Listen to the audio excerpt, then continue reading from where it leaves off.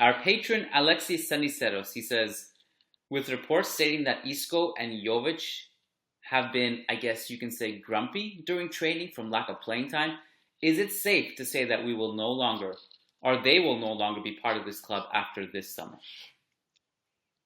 For Isco, 100%. His contract is up after this season, and there's just no way on earth that Real Madrid are going to extend his contract. I started questioning that fact when I saw Ancelotti starting him against Levante, and he actually performed decently. Well, he actually completed a very solid performance in that game, but has disappeared from the squad since.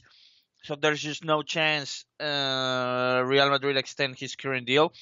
For Jovic, I guess the situation is different because Real Madrid will have to find him a new club, whether it's on a loan deal or on a permanent basis. I'm guessing that Real Madrid will definitely try to sell him, but you need a buyer for that to work. So I don't think it will be easy for Real Madrid to find any club interested in Jovic, considering what his wages are projected to be, and also the fact that I don't think Real Madrid will want to lose him at any kind of price. So I think for Jovic the situation is different with Isco, but I'm also guessing that if Real Madrid receive a decent offer in the, I don't know, 15-20 million range for Jovic, I'm definitely certain that they will want to let him go as well, because none of them seems to be engaged enough to contribute this season or in the future.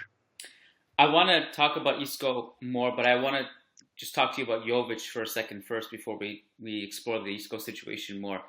I think if you look at the players that Real Madrid have under their umbrella that could play Benzema's backup role, I still think Jovic is the best player we have that could fill that role. I think he's underrated in his link-up ability. I also think he's had tremendously bad luck. I think that he also has himself to blame for some of it. I'm not saying he's blameless, and I also think he's had some bad luck. And I think he's been relatively okay, but he needs to score more, and he still hasn't had that catch-up bottle pop. Like, he just hasn't had that moment, the watershed moment where everything just opens up for him.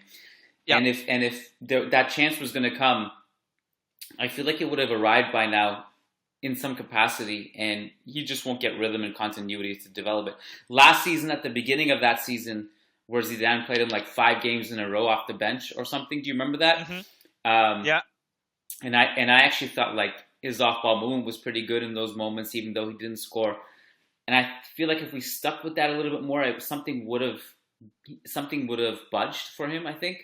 But if I'm looking at Mariano and I'm looking at him, I'm looking at Jovic, I'm looking at Borja Mayoral, who, poor soul, after a great season last season, Mourinho has just buried him under the earth. And it's pretty much, his season is like, we're almost halfway here now. Abraham's the starting striker, rightfully so, but Mayoral just hasn't had a lick at all. So I think if Fonseca was his manager, then that could have been a little bit different, and Mayoral would have been maybe number 2 on the pecking order. But I still think, like, from a talent level, Jovic is still the best backup option we have. So I'd be curious, and I'm curious to know what you think. If we do end up selling him, we do find a home for him. And I don't think it would be that difficult, just in the sense that you don't necessarily have to ship him to a A-level team, or a B-level team for that matter. You could ship him to a C-level team, and it could even be someone, on the outskirts. We're talking loan, though. A loan over a sale? I mean, why? In that scenario, I think we're talking loan, because I don't think that the C tier teams will have what Jovic will demand. I mean, Jovic's contract is pretty big for smaller teams. That's true. To be able to afford it, and of course you would need Jovic to take a significant cut in salary on that new club, and that's not easy. It's not easy to find a player willing to do that, as we've seen with Mariano or with Bale for that same consideration in the past. So I think of course, smaller teams, for example, in the Bundesliga or even in the Premier League, would be interested in Jovic, but at the same time, if that's the only possible market and the possible destination for Jovic, a deal will be complicated, in my opinion, just because of his salary. Well, if we're looking at a C-level team that could afford him, it has to be a Premier League team, like a team like Sure, exactly. and I'm not, and what I'm about to say might make no sense because, admittedly, I can't even, I don't know enough about those teams to tell you if they need a striker or not. So take that part of it with a grain of salt. But I'm just talking about like, I'm looking at the sphere of like a Watford, Aston Villa, Everton. I mean, even Everton wouldn't need him, but like I'm Crystal Palace, like that kind of team I'm talking about for Jovic. Right. Um, Right. Yeah. so Those would be able to afford him for sure. So yeah, it would be the ideal scenario for Madrid. Yeah. so my question to you is, let's say if Real Madrid find a home for Jovic next season and they decide that they don't want to keep him and they gave up on him, they don't want him as Benzema's backup anymore. What is who does that get filled with? Obviously, if you get Haaland, then it doesn't. This discussion becomes irrelevant because you could just do Haaland and Benzema, and they could, you just basically don't need any striker after that. But let's say if you can't get Haaland, what kind of player are you looking at there? It's tough. It's tough because unless a big signing like Haaland and both Mbappe come to Real Madrid, the team would still need to find a backup striker for whoever the starter is. Obviously, if, for example, if Mbappe is going to play center as a center striker, and then Benzema is willing to take on a more veteran role, if you will, then everything becomes easier because Real Madrid have more depth on the wings. I've always been curious and vocal about the fact that I want to see Rodrigo play in that kind of role. I would like to. I think he would be comfortable there, and he could use some of his scoring instincts in the box, which I think are great and quite possibly the best attribute he has. But if Real Madrid sell Jovic, they will need to find to work something out with their current roster, because considering how big of an effort they are reportedly going to put on both Mbappe and Haaland, they will have to find another player who can actually replace or be the backup striker, if you will. But again, that depends a lot on whether or not Real Madrid are actually able to sign those two big names in the market next summer. Well, if you can get players at that kind of A level, then it becomes a moot discussion. In years past, there's not always, but I'm just thinking back to when I was a fan. You could promote somebody like Raul from Castilla, Javier Portillo, who didn't amount to much, but he did give us a really good season in his debut season as a teenager. Alvaro Morata, these guys, you don't really have anyone in Castilla like that right now. I don't really trust Good Janssen to take on that role. Castilla has some great wingers and maybe some players who can give you a false nine production, but we already have that in players like Rodrigo and Asensio anyway. So I just it's not that easy to just call somebody up from Castilla either. So that would be interesting to keep our eye on. Like if we give up on Jovic, then what is this? What happens after that? What is the next domino? Who's the replacement? Is it a superstar signing that it doesn't matter, or is it somebody a little bit lower? And who is that player? Maybe I shouldn't write off Mayoral. Maybe Mayoral comes back. Who knows? Isco, what do you think? Like if there was, because you said 100% chance that Isco is not going to renew, which I actually think is pretty close to that anyway. But if there is a small percentage of chances, like let's say a window of even 5%, what would it be down to? Would it be down to Ancelotti leaving before the end of the season and another coach coming in who just somehow decides that Isco is the guy he wants to have? Would it be down, or do you think the club has given up? I mean, you look at Isco's history. It all started with Solari. Solari, obviously, that's been well documented, those issues between those two. When Zidane came back, I remember we all said, let's see how Zidane handles Isco, because if Zidane starts trusting Isco again, then maybe it was a Solari issue, but not an Isco issue. But Zidane came back and did not trust Isco. And then Ancelotti came back, and somebody who used Isco quite a bit in 2015 also didn't trust Isco. So at this point, I think we're looking at it and saying maybe probably is an Isco issue more than a coaching issue, because I don't see any coach coming in and Magic could be like, Zidane, Ancelotti, and Solari were all wrong. Isco's the guy, and Oh, relying on him. So it's yeah. just that. Do you think the club has just basically given up on him at this point? I think so. I think so. And I don't. Obviously, there are no such thing as certainties in football, as I've said in the past in previous episodes. But I think it's pretty close to 100% chance that he leaves. Obviously, things can change for both Isco and Jovic. If say injuries happen and then they make a statement in, not only in the Copa del Rey but also in big games, I expect them both to at least get minutes in the first rounds of the Copa del Rey for sure.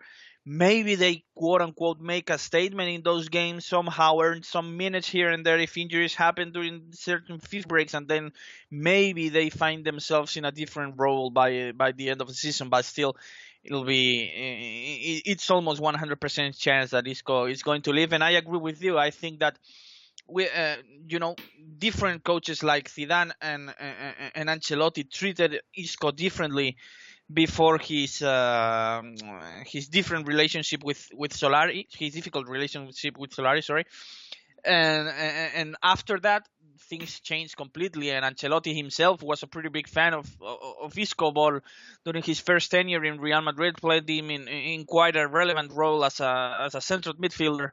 And even as you said, Zidane started him in a Champions League final in Cardiff ahead of Bale. So it's really hard to blame the coaches at this point. Even though I still believe that if you actually want to get something from the players, you need to at least give them a few chances. It's very hard for them, for both Jovic and Isco, or even Hazard at this point, to perform when they're given one game in 3 months. But I understand that it's hard to trust them at this point of their careers, considering that they're probably not, if we believe the reports, they're probably not not engaged enough to be considered options for this kind of club where you need to perform at a high level every single game.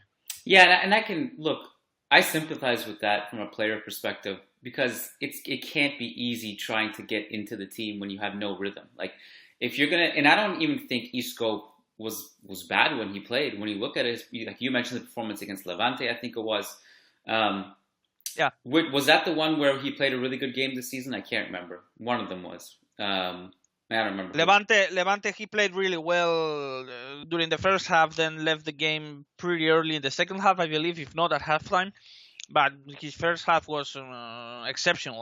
We all wondered whether or not Isco was going to be relevant for Ancelotti or not, and then he played a couple of games after that, and all of a sudden disappeared from the squad. Yeah. Yeah, so it's not like we can sit here and say that he hasn't taken advantage of his opportunities. Um, so I do think we can sympathize with the fact that it's not easy. But look, every player goes through that. I mean, every player is in that boat, and it really depends on do you fit the coach's profile, do you fit what Ancelotti wants to do, and what Ancelotti wants to do. It seems is at the beginning of the season it was a lot of high pressing, and then later it was maybe in more defensive block. And you have to factor in does he fit that profile? So Yeah, and Kiyan, just a quick point. It's not only is hard for a player to perform when you are given not many chances of or minutes in games, but it's also hard for a player to stay engaged and give his best in training. I realize this is their job, okay? I know this, and some of our listeners will be saying this is their job. They have to give their best in every training session, but it's hard to stay motivated when you know you're not going to get in the team by the end of the week. So as you mentioned, I sympathize a little bit with how with their situation right now, because it's not easy to stay engaged and committed in training every single week when you know you're not in the rotation at all. So I realize that this is their job. They should still give their very best in training and be ready, completely ready, 100% ready to play when called upon. But it's easy to say that when everyone wants to play, and at the end of the day, this is not something they're getting. So this is also, I believe, an important point to mention with the reports saying that they are not doing their best in training.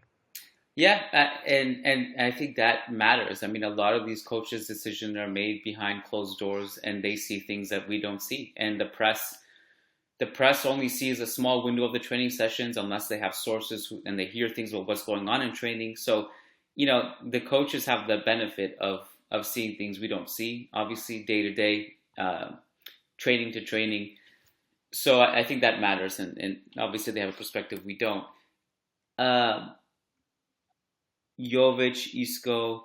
Yeah, look, I mean, every player eventually has to go through that. My argument against that would be, I'm not saying it necessarily makes it easier, but if you coupled the talent that some of these guys had with the selflessness and drive and persistence of a Nacho and Lucas Vasquez, we're laughing. Right. You know what I mean?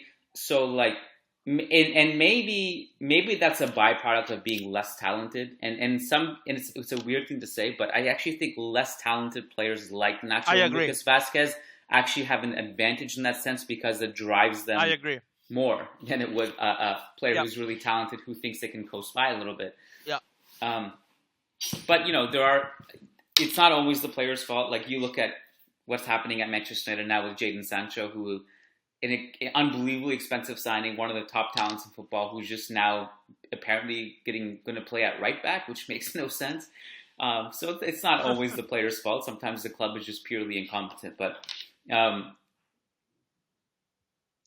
I did want to ask you something about Isco and Jovic. So there was one more thing I wanted to ask you.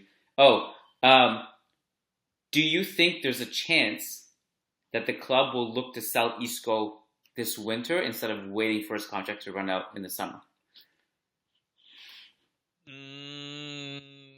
I would maybe, but I don't think it'll be possible for Madrid to find a buyer again because, I mean, what are Real Madrid looking at this point? If Isco's value was something close to 15, 20 million last summer, now that he only has 6 months left to become a free agent, what are we looking at? 5 million, maybe 10 million. It's to me, it doesn't make any sense to sell him this winter. So, I mean, maybe if a team like Sevilla, for example, were desperate because they suffered a season-ending injury or whatever, and were ready to splash some money to save their season because they're doing well or something like that, maybe I could see that scenario happening. Sevilla's never been other that than kind that, of team. I think.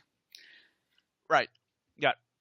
So I just think that whoever is interested in Isco, which I think like Sevilla is a potentially likely destination for Isco next summer, are just going to wait and 6 more months and they sign a quality player for a club like them for free. It makes more sense for them, I think. I mean, Sevilla would be perfect landing spot for him because, I mean, and also for football fans because you get Isco under Lopetegui again, and you know he's going to be a key player. Yeah. And that'll be good for the league. That'll be good for football fans who want to see Isco back to his best. If I'm like a manager of any, or a sporting director or CEO of any of these teams, if I'm Jose Angel Sanchez, I'm just basically texting Newcastle all day and being like, look, I mean, here's the case for Newcastle to sign players like Isco and Bale and Jovic now instead of getting them for free in the summertime. The case is, well, obviously money's not an issue. It's the bottomless pit. But the case would be they're going to get relegated this season if they don't make some signings of the winter that could elevate their team. So if you pitch it to them, it's like, why don't, if next year is your year where you really want to start with a bang, don't you want to start it in the Premier League rather than the second division? So why don't you sign some superstars now? You're not committed to them beyond the summer because their contract runs out. So why not take a gamble on Isco and Bale and, I don't know, a bunch of other has-beens like Coutinho, whoever. I think they should if money's not an issue. I don't know. But who am I? Yeah.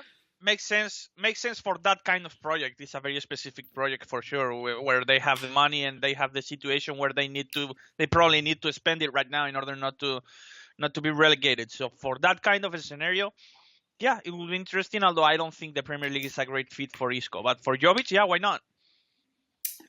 Question from Nico Laxo. He says, Hi, Keon and Lucas. I hope you're doing well. How do you see Lunin's future? Last season, he got only one game in the Copa del Rey, and it looks like the situation is not going to be that different this season. In my opinion, he has lots of potential to be a world class keeper, but the goalkeeper also needs playing time to develop. He also played very well during the preseason, so it would make sense to get some games under his belt every now and then. It's going to be very tough for Lunin just because of timing of the timing of the whole situation. Courtois right now is quite simply a top three goalkeeper in the world if he isn't the best goalkeeper out there, in my opinion. So it's very hard for Lunin to find minutes other than the Copa del Rey. I agree that, for example, if Madrid take care of business in the Champions League, in the group stage, and he can play a game, the last game, for example, where Real Madrid have nothing to lose and nothing to play for, it will make a lot of sense to give him minutes there. But in La Liga, it's hard to find and to do rotations, especially in this kind of a scenario where Real Madrid are needing every single point they can find. And Courtois is actually, I mean, the goalkeeper position is actually a position of need for Real Madrid at this point, considering the way they've been defending. So you need a player with confidence. You need a player in rhythm right now if you don't want to risk a victory there. So I agree that Lunin has the potential. We've seen potential from him to become a quality goalkeeper in the future, but the timing of the whole situation is very problematic. So it's not easy. And I don't think Ancelotti should rotate him, should rotate Courtois, and somehow risking losing a little bit of his confidence, just to develop Lunin a little bit better. I think that Lunin will have to do his very best in the Copa del Rey and in these very specific games, like I mentioned, like a potential game 6 in the group stage if Real Madrid have taken care of business and have nothing to play for there. But right now, I don't think that Ancelotti should rotate them. I really feel like I agree with you. I really feel like Real Madrid should approach the backup goalkeeper position at the club as if it doesn't exist. Like just pretend that you don't need one. Like don't even sign one. Just let the backup be whoever's in Castilla because it's going to happen once a year maximum. And if it happens more than that, then that's a risk you take. You and hope the Castilla keeper can stay afloat, or maybe you sign an emergency guy in winter, or it's a veteran presence who doesn't care about playing time, like Jersey Dudek. Like I joked about it kind of, but I actually liked the idea when there was this really fringe report that wasn't reliable, really. But the idea that Buffon could sign for Real Madrid in the summertime. I actually like the idea if that ever were even remotely true that could have happened because he would not have like assuming he wouldn't demand playing time. He's just someone in the locker room, a presence, somebody who can someone you would like having around. The players would love him. Someone like that, or it's just a Castilla goalkeeper. But if it's somebody like Lunin who needs playing time and it's not going to get fixed anytime soon because Courtois is young for a goalkeeper. He's 29. He's got a good, I would guess, 5 years minimum left of 5-6 years. Yeah. So it's not like we could just keep loaning out Lunin for 5 years and hope that one day Courtois just leaves. There's no point. I really like Lunin. I don't see a point in even having him in the squad. Just my feeling. I completely agree with you. Yeah. Yeah. The backup goalkeeper position at Real Madrid, considering how well Courtois has been performing, just doesn't exist, and it makes no sense to have a quality player like Courtois, not quality, an elite player like Courtois, and a quality goalkeeper like Lunin sitting on the bench week in and week out when he is developing. So it's not the same as other positions where you actually need some insurance in case something happens. Like it's not the same with players like Kroos, Modric, or even Benzema, who are obviously the undisputed starters in their respective spots. Right. But at the same time, they need quality replacements in case something happens, get tired, whatever. Things don't go like that in goalkeepers, and if they do, and they need to miss a handful of games here and there, it's very unlikely that they stay out for many months. And again, if that happens, as you mentioned, you ride with it, and that's it. And bad luck, and that's some bad luck you had. So I agree with you that Real Madrid right now, considering the way Courtois has played and how reliable he's been and how completely undisputed he's been, I think Real Madrid should try to find Lunin a club where he can actually develop a little bit. But at the end of the day, they will have the same problem 1 year or 2 years ahead from now. I think that ultimately Real Madrid will have to find Lunin a different club, because timeline doesn't fit with Courtois at all, because Lunin is not going to wait the 5 or 6 years ahead of the 5 or 6 years that Courtois has ahead of him. He's not going to wait on the bench or on loan for this many years. I think that the timeline doesn't fit, and ultimately Real Madrid will probably have to make what will be a sad decision, because Lunin has the potential to at least be considered a potential quality goalkeeper for Real Madrid in the future. But again, it makes no sense to have him on the bench, or to keep sending him on loan deals until Courtois is 36 years old. Right. Yeah, it makes no sense. I mean, if there was a situation where you don't have a clear-cut number one like a Courtois, then I think it makes sense to have two keepers on the same level who Yeah. can compete with that. If there's a poor run of form, then you can sub in the other one to see if you get a better. Like I'm thankful we had Diego Lopez and Keylor Navas around when we also had Iker Yeah. Casillas playing so poorly, right? But with Courtois at this level, forget about it. Um, Yeah. Frederick Rentakiro says, how fun would it have been to see Ramos and Alaba as our center back pairing? Ramos